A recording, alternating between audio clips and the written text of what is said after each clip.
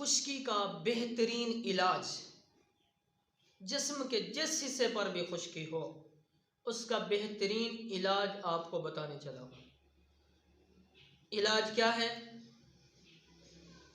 कि नहाने के बाद तौलिया इस्तेमाल करना छोड़ दो।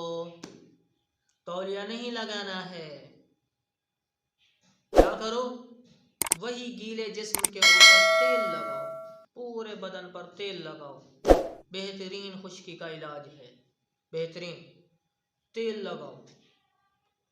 सरसों का तेल निशान छोड़ता है, जैतून का तेल निशान छोड़ता है, लेकिन जो मैं आपको तेल बता रहा हूँ वो निशान नहीं छोड़ता। वो है गिरी का तेल, कोकोनट ऑयल।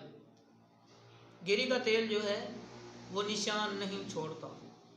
नहाने के बाद तेल लगाओ पूरे जिस्म के ऊपर।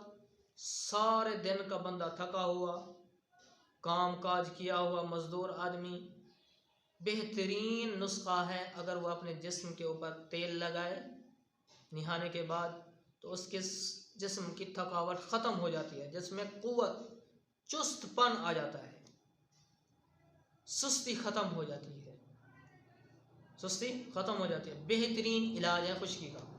इसके बाद सूरतुल मुज़म्मिल की एक आयत है, इन्ना लका फिन्नहारी सबहन तवीला।